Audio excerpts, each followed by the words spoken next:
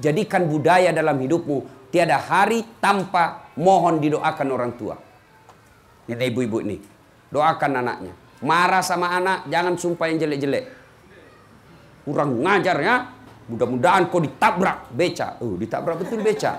Kau doa yang bagus-bagus kalau marah. Kurang ngajar. Kau jadi ustadz seperti Abdul Somad. Boleh doa begitu. Kurang ngajar. Kau jadi dokter yang soleh. Boleh begitu. Kurang ngajar. Tabrak ke mobil. Ditabrak betul mobil. Maka ibu-ibu, doa itu, bibir dari ibu itu mustajab doanya.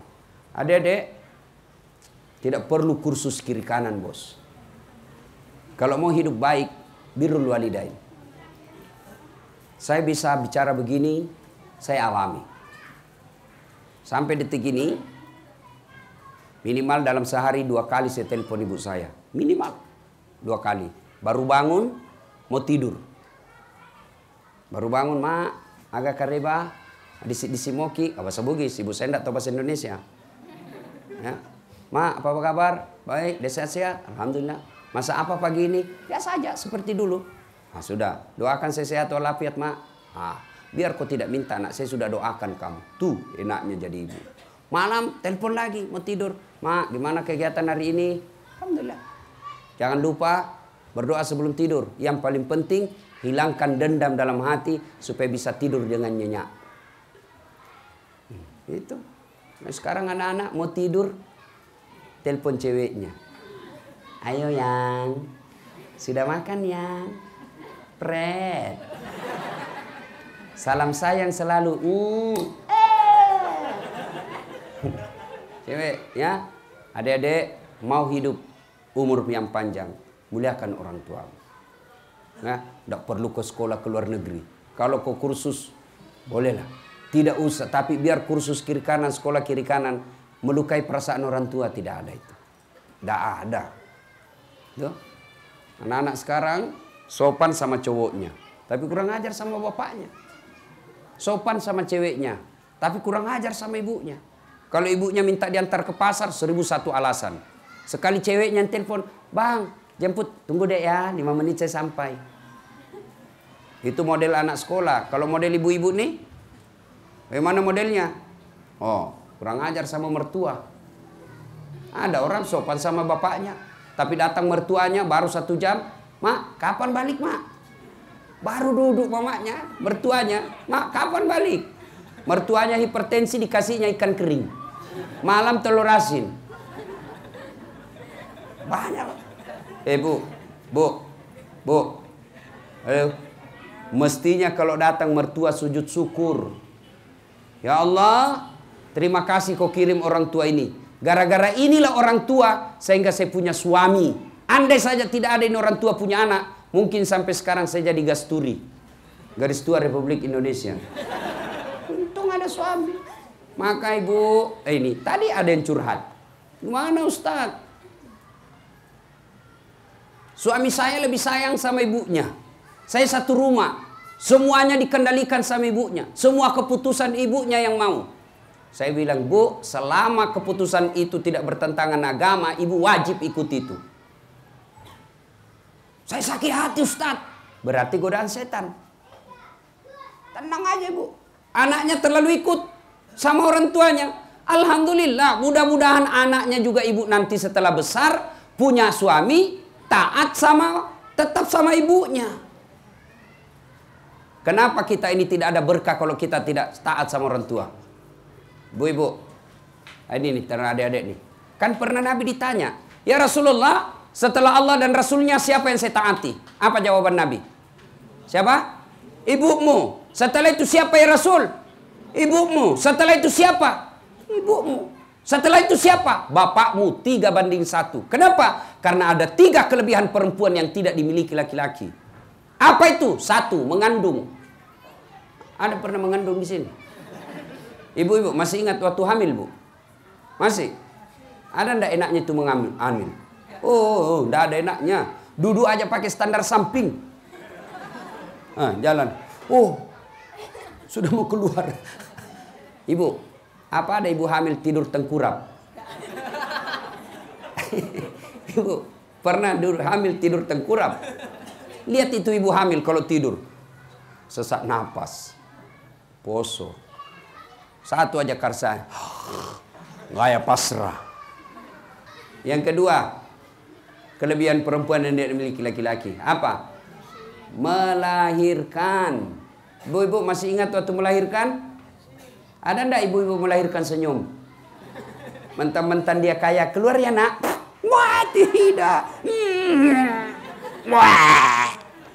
Ya toh? Paling bapak-bapak stres. Stres masih sempat merokok.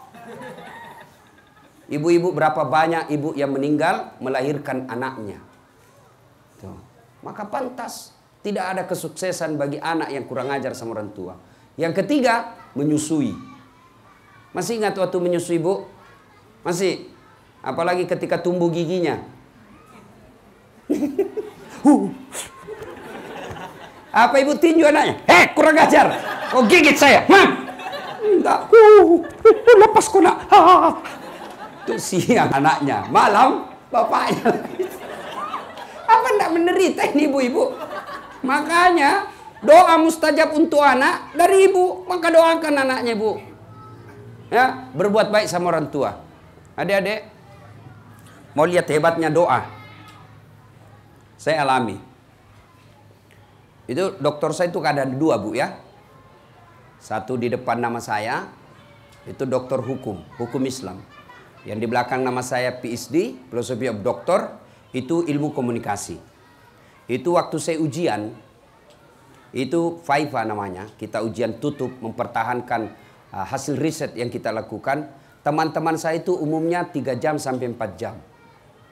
Saya sebelum saya masuk ruang ujian, saya telepon ibu saya di kampung. Ma, doakan saya. Dari jam 9 sampai jam 11 saya ujian ya. Wih, lamanya sih berdoa. Apa saya mau baca itu 3 jam?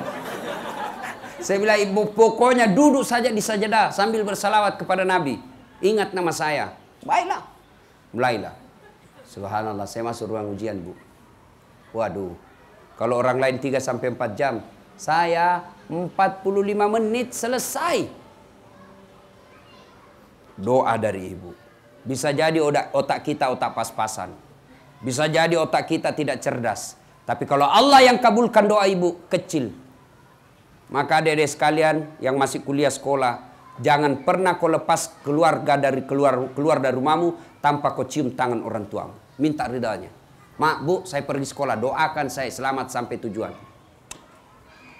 Itu, cuma anak-anak sekarang tidak dicium tangannya bapaknya. Apa? Di sliding.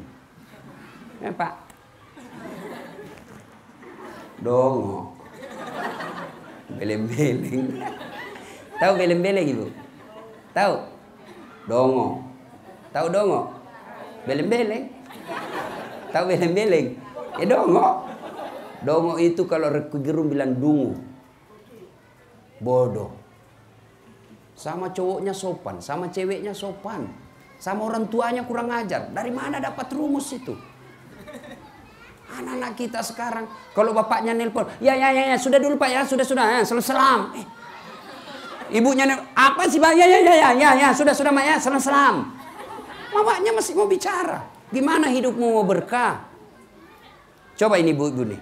Kalau ibu terima telepon, satu telepon kepala dinasnya atau satu telepon wali kota, satu telepon ibunya masuk. Mana yang ibu jawab? Wali kota. Ibu, pencitraan.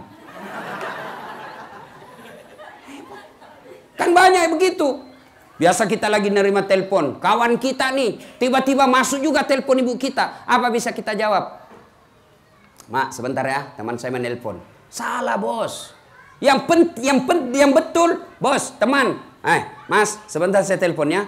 Ada ibu saya menelpon. 5 menit setelah itu saya telepon. Jangan teleponnya ibumu kau tutup. Ngambil keputusan, jangan pernah ngambil keputusan tanpa kau libatkan orang tuamu. Mak, saya mau beli tanah, Mak. Menurut Mak gimana? Kita bukan cari pertimbangan akalianya. Kita bukan mau cari pendapatnya. Tapi apa yang kita cari? Ridanya Allah. Bukan kecerdasannya orang tua kita. Kita lebih cerdas bisa jadi. Ilmu kita sudah lebih banyak. Gelar kita barangkali dunia pendidikan kita lebih tinggi. Ibu kita tamat SD aja tidak. Bukan akalnya yang kita butuhkan. Bukan pikirannya yang kita butuhkan. Tapi apa yang kita butuhkan? Ridanya orang tua. Ridha Allah. Fi ridal walidain, ridanya Allah tergantung ridanya kedua orang tua. Maka biasakan sebelum ngambil keputusan, tanya ibu bapakmu. Mak, saya rencana buka warung kopi. Menurut mak bagaimana? Jelaskan. Ini. Biasanya orang tua ngerti. Apalagi kau tanya saya, kamu kan lebih cerdas dari saya, nak. Yang penting jangan menghalalkan segala cara, itu aja, nak. Sudah. Maka begitu ibu kita akan berkata dalam hati, wih, anak saya meskipun sudah jadi pengusaha, masih juga ditanyanya saya, baik anak saya. Tersenyumlah Allah kepada kalian.